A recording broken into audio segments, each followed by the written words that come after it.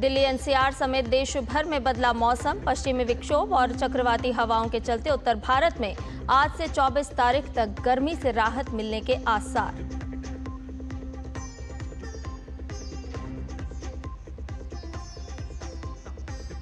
और देश में पहली बार आज से खेलो इंडिया के तहत बीच गेम्स दीव में आज से 6 दिन तक 6 स्पर्धा का दिखेगा रोमांच।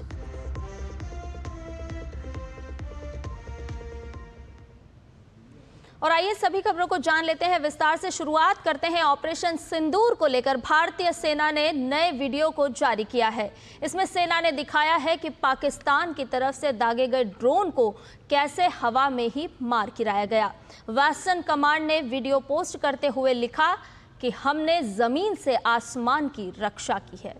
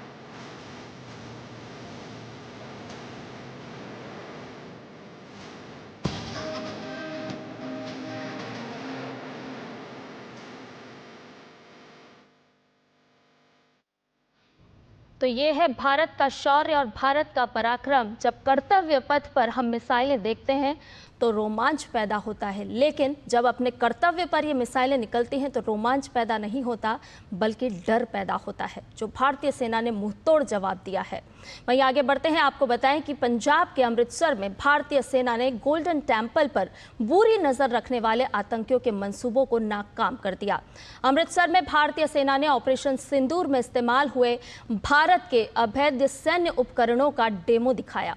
भारतीय सेना ने डेमो के जरिए दिखाया कि कैसे आकाश मिसाइल प्रणाली, L-70 एयर डिफेंस गन समेत भारतीय वायु रक्षा प्रणालियों ने अमृतसर के स्वर्ण मंदिर और पंजाब के शहरों को पाकिस्तानी मिसाइलों और ड्रोन हमलों से बचाया। 15 इन्फेंट्री डिवीजन के GOC मेजर जनरल कार्तिक सी शेषाद्री ने बताया कि भारतीय सेना के पास पहले ही जानकारी थी कि पाकिस्तान किसी उचित और सटीक टारगेट ना होने के कारण सिविल ठिकानों, खास तौर पर धार्मिक स्थलों को निशाना बनाएगा। इसमें अमृतसर में स्थित स्वर्ण मंदिर सबसे अहम था।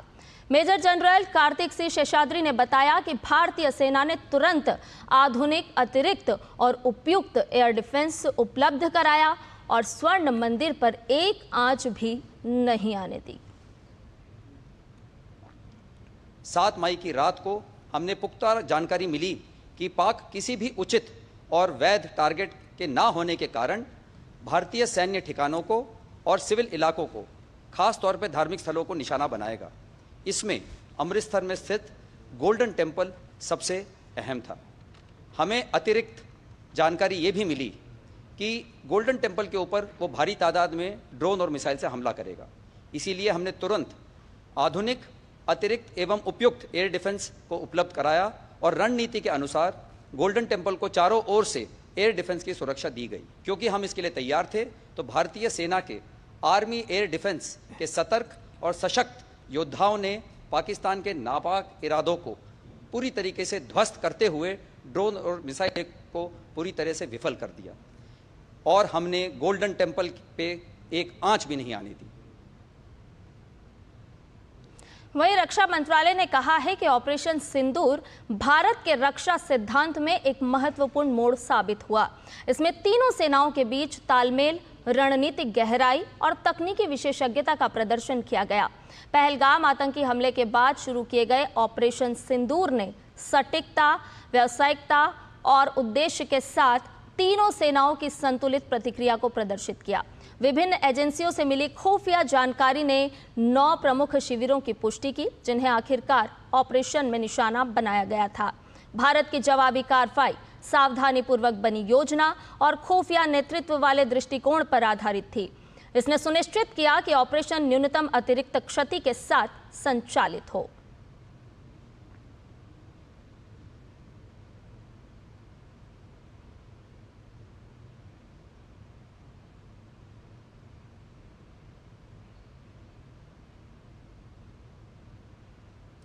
वहीं ऑपरेशन सिंदूर के दौरान भारतीय सैन्य बल ने जमीन, हवा और समुद्र से कार्रवाई की।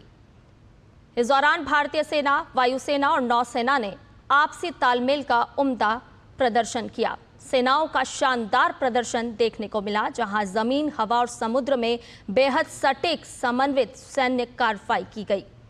भारतीय वायुसेना ने पाकिस्तान में आतंकी ढांचे के खिलाफ सटीक हमले करने में अहम भूमिका निभाई। ऑपरेशन सिंदूर के दौरान जमीन से, हवा से नौसेना ने किस तरह से शानदार तालमेल किया और अपना प्रदर्शन किया, मुंहतोड़ जवाब दिया। विभिन्न एजेंसियों से जो खुफिया जानकारी मिली थी, उसके आधार पर 9 प्रमुख शिविरों की पुष्टि हुई और फिर सेना ने अपना पराक्रम दिखाया।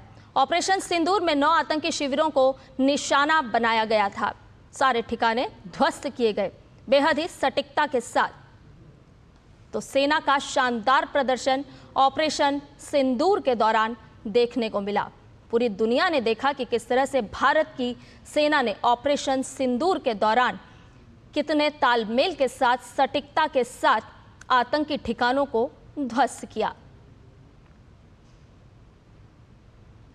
भारत की कई ऐसी एजेंसियां जिससे खुफिया जानकारी मिली थी और उसके आधार पर 9 प्रमुख शिविरों की पुष्टि हुई और इसके आधार पर भारतीय सेना ने आतंकियों के ठिकानों को खत्म किया। ऑपरेशन सिंदूर के दौरान भारतीय सैन्य बल ने जमीन, हवा और समुद्र से कार्रवाई की। इस दौरान भारतीय सेना, वायुसेना और नौसेना ने आपसी तालमेल का उम्दा प्रदर्शन किया। भारतीय वायुसेना ने पाकिस्तान में आतंकी ढांचे के खिलाफ सटीक हमले करने में अहम भूमिका निभाई। इसने नूर खान एयरबेस और रहमयार खान एयरबेस जैसे लक्ष्यों पर बेहद असरदार हवाई ऑपरेशन किए। वायुसेना का मजबूत हवाई रक्षा वातावरण सीमा पार से जवाबी ड्रोन और यूएवी हमलों के दौरान भारतीय हवाई क्षेत्र की रक्षा करने में महत्वपूर्ण साबित हुआ। तो वायुसेना का तेज हवाई ऑपरेशन, जिसमें आतंकी ढांचे के खिलाफ सटीक हमले किए गए, नूर खान एयरबेस, रहमयार खान एयरबेस बेहद असरदार ऑपरेशन के दौरान तबाह कर दिए गए। मिसाइल प्रणाली आकाश का सफलतापूर्वक इस्तेमाल किया गया। आकाश की गर्जना जब आसमान में हुई तो आतंकी ठिकाने ध्वस्त हो गए। भारत में ही विकसित है सतह से हवा में मार करने वाली आकाश प्रणाली। पिकोरा और ओएसए एक को एक लेयर डिफेंस ग्रिड में तैनात किया गया था। वायुसेना का प्रदर्शन किस तरह से रहा पूरे ऑपरेशन सिंदूर के दौरान? इंटीग्रेटेड एयर कमांड से सक्षम हुआ रियल टाइम कोऑर्डिनेशन। इस कोऑर्डिनेशन की परिणति हमने देखी कि आतंकी ठिकानों को नेस्त नाबूद कर दिया गया। न केवल ठिकानों को बल्कि आतंकी मंसूबों को भी घुटने पर ला दिया गया। और इसके साथ ही भारतीय सेना ने रक्षात्मक और आक्रामक दोनों भूमिकाओं में अपनी तैयारी और प्रभावशीलता का प्रदर्शन किया। सेना की वायु रक्षा इकाइयों ने वायुसेना के साथ मिलकर काम किया। जिसमें कंधे से दागे जाने वाले मैनपेड्स और LLAD गन से लेकर लंबी दूरी की SMS तक की कई तरह की प्रणालियां तैनात की गईं।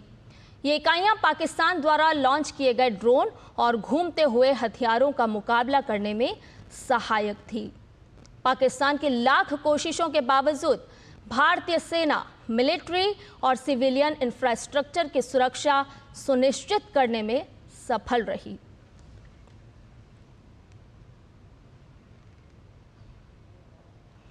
वहीं भारतीय नौसेना ने ऑपरेशन सिंदूर के दौरान समुद्र में दबदबे को स्थापित करने में महत्वपूर्ण भूमिका निभाई।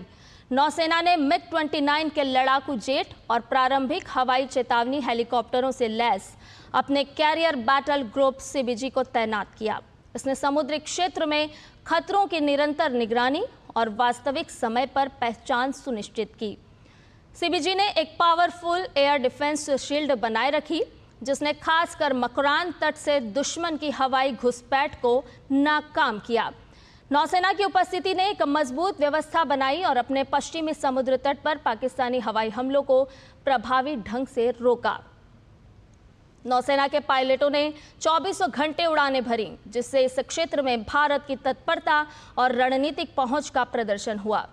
नेवी के समुद्र पर नियंत्रण ने और खतरे के माहौल में एंटी मिसाइल और एंटी एयरक्राफ्ट डिफेंस कैपेबिलिटीज का प्रदर्शन किया। नौसेना ने भी अपना दम दिखाया।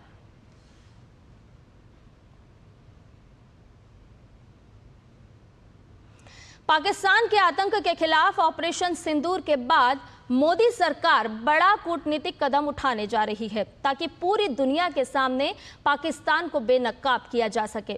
इसके लिए सरकार की ओर से सभी दलों की टीम बनाकर 7 प्रतिनिधिमंडल बनाए गए हैं। प्रतिनिधिमंडलों को विदेश सचिव विक्रम मिस्री विदेश यात्रा पर जाने से पहले ब्रीफिंग देंगे। 7 प्रतिनिधिमंडलों को 2 चरणों में ब्रीफिंग दी जाएगी। भारतीय डेलीगेशन की ये यात्रा 23 से 25 मई के बीच शुरू होने की संभावना है। शशि थरूर की अगुवाई वाला दल 23 मई से अपना विदेश दौरा शुरू करेगा।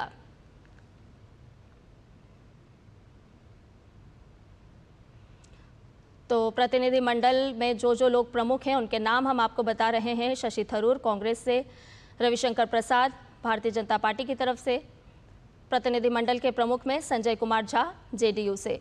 तो कई ऐसे नाम हैं जो सर्वदलीय प्रतिनिधिमंडल में शामिल हैं। वहीं पहलगाम आतंकी हमले के बाद भारत की पाकिस्तान के साथ मौजूदा स्थिति कैसी है, इस विषय पर विदेश सचिव विक्रम मिस्री आज संसद की विदेश मामलों की स्थायी समिति को जानकारी देंगे। वर्तमान विदेश नीति विकास पर भी ब्रीफिंग होगी। इस समिति के अध्यक्ष और कांग्रेस सांसद शशि थरूर हैं। विदेश सचिव समिति को विदेश मामलों के विभिन्न मुद्दों पर नियमित रूप से जानकारी देते रहे हैं। भारत के पक्ष को विदेश में रखने और पाकिस्तान को बेनकाब करने के लिए जा रहे प्रतिनिधि